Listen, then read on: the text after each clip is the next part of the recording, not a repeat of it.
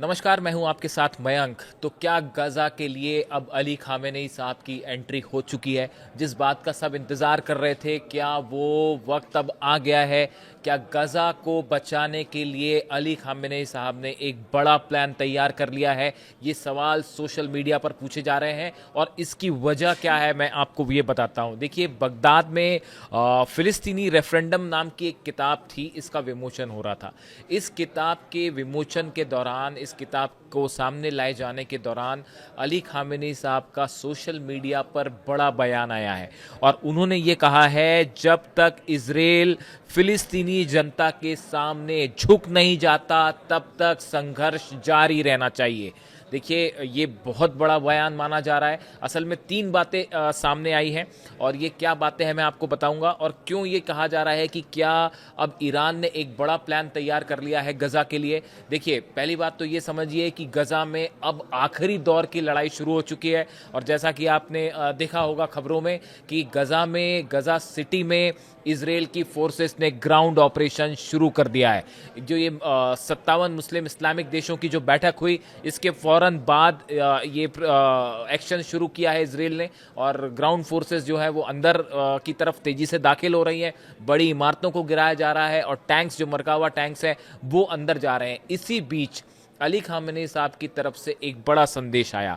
देखिए, जो ये किताब का हमने जिक्र किया, बगदाद में फिलिस्तीनी रेफरेंडर नाम की ये जो किताब है, इसका विमोचन हुआ।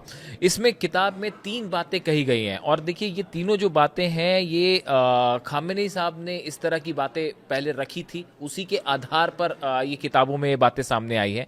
इसमें तीन अहम मुद्दे हैं। पहला, कि गैर मूल निवासियों को उनके मूल देश लौटने की ज़रूरत है। ये बात कही गई है कि जो लोग गजा के नहीं हैं और जिस देश के रहने वाले हैं, उन्हें वहाँ लौट जाना चाहिए। दूसरा, सभी फिलिस्तीनियों को वोटिंग राइट्स मिलने चाहिए।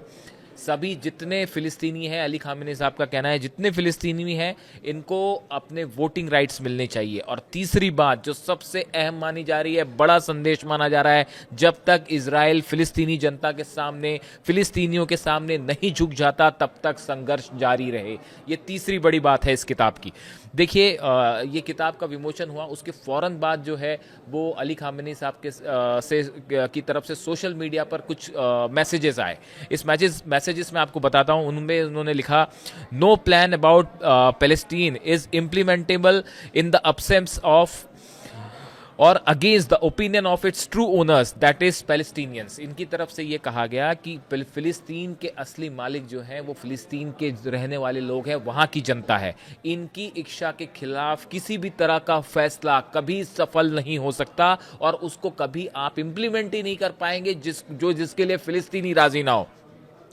किताब के विमोचन के बाद खामेनी साहब ने सोशल मीडिया एक्स पर लिखा, फिलिस्तीन के बारे में कोई भी योजना अगर फिलिस्तीनियों की मर्जी के बिना बनाई जाती है तो वह कभी सफल नहीं होगी। ये बड़ा संदेश है। इजराइल का जो ऑपरेशन चल रहा है इस समय गजा में, उसको लेकर ये बात कही गई। ऐसा कई एक्सपर्ट मान रहे हैं कि इजराइल जो करना चाहता है वहां पे, वो फिलिस्तीनियों की इच्छा के बिना कोई भी किसी तरह का आप प्रस्ताव लाइए, वो कभी, या कोई भी एक्शन लीजिए, वो कभी सफल नहीं होगा। यह फैसला भी फिलिस्तीनियों की राय से होना चाहिए कि वहां कौन सरकार चलाए। जनमत संग्रह रेफरेंडर में सभी फिलिस्तीनियों से राय ली जानी चाहिए, यह अली खामेनी साहब का कहना है।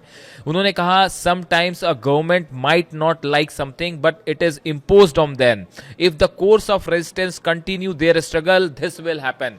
इन्होंने कहा कि कई बार कुछ सरकारें, इसराइल के लिए वो कह रहे हैं कि भले इसराइल, या उस तरह कई बार होता है कि कुछ सरकार कुछ करने को तैयार नहीं होती, लेकिन जो विरोध कर रहे होते हैं, संघर्ष कर रहे होते हैं, अगर वो अपना स्ट्रगल जारी रखते हैं तो सरकार को झुका दिया जाता है। दूसरे शब्दों में ये कहें तो अली खामेनी साहब कह रहे हैं कि हम इसराइल को झुका के रहेंगे। देखिए, अली खामेनी साहब की तरफ से कहा गया है कि फिलिस्तीनी लोगों को अपने हक के लिए राजनीतिक और सैन्य संघर्ष तब तक जारी रखना चाहिए, अगर विरोध करने वाले डटे रहे तो इजरायली सरकार से यह मांग मनवाई जा सकती है, इसराइल को झुकाया जा सकता है।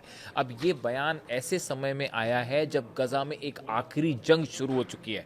उस वक्त ईरान की तरफ से ये संदेश आना कि जो है वो किसी भी कीमत पे झुकना नहीं है इसराइल के सामने और संघर्ष को जारी रखना है। अब ये संदेश के क्या मायने हैं? देखिए, ये मैसेज ऐसे समय में आया है गौर करने वाली बात है बड़ी, जब ईरान की सर्वोच्च राष्ट्रीय सुरक्षा परिषद के जो सचिव हैं अली लारिजानी साहब, ये इस समय सऊदी में हैं।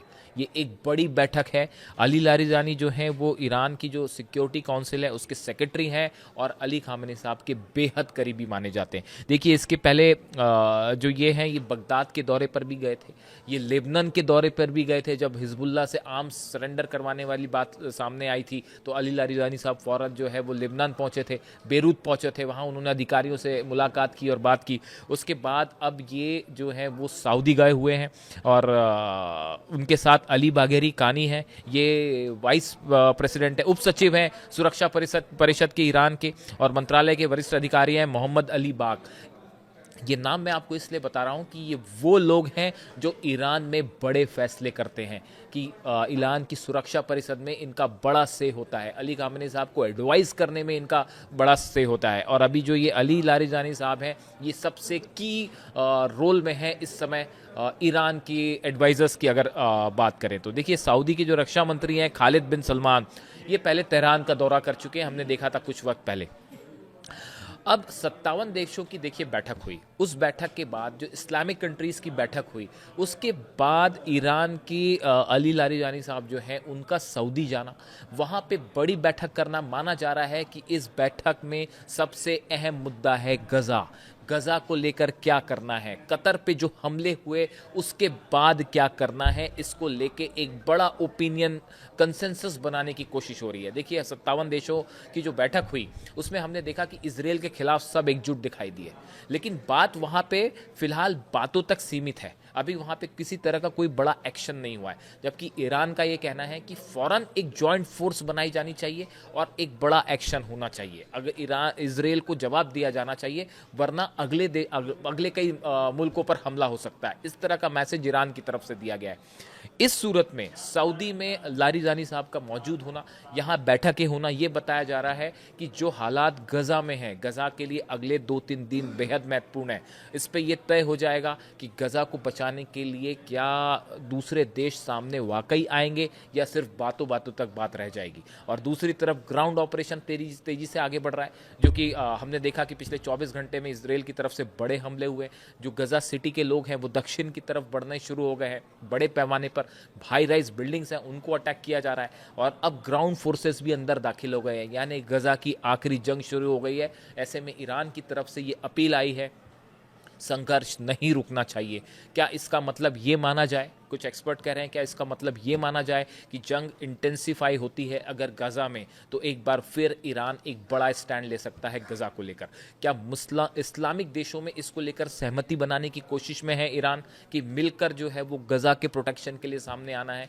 जो खामेनी साहब के संदेश हैं वो, अली लारिजानी साहब का सऊदी दौरा है वो, और जो एक कॉमन फोर्स बनाने की, नेटो की तरह संघर्ष तरण बनाने की बात हुई इस्लामिक देशों की, 57 इस्लामिक देशों की जो OIC की बैठक हुई उसमें, उसके बाद अब सबकी नज़रें टिकी हुई हैं ईरान के ऊपर कि ईरान की तरफ से क्या कदम उठाया जाता है। और ऐसे समय में अली खामेनी साहब की तरफ से ये बयान आना कि संघर्ष रुकना नहीं चाहिए जब तक इजराइल को झुका ना दिया जाए, इसका क्या मतलब है। एक्सपर्ट्स ये भी बता के चल रहे हैं कि ईरान पूरी तरह से जंग के लिए तैयार है, इजराइल की मिसाइल्स, लॉन्च पैड्स पूरी तरह से तैयार हैं। क्या अब हम गज़ा के लिए मिडिल ईस्ट में एक बड़ी जंग देखने जा रहे हैं? ये कई सवाल हैं जो पूछे जा रहे हैं। इससे जुड़ा जो भी अपडेट होगा हम आप तक पहुंचाएंगे, और गज़ा में अगले 24 से 48 घंटे बेहद अहम होने वाले, उससे जुड़ा जो भी अपडेट होगा वो आप तक पहुंचाएंगे। Thank you so much.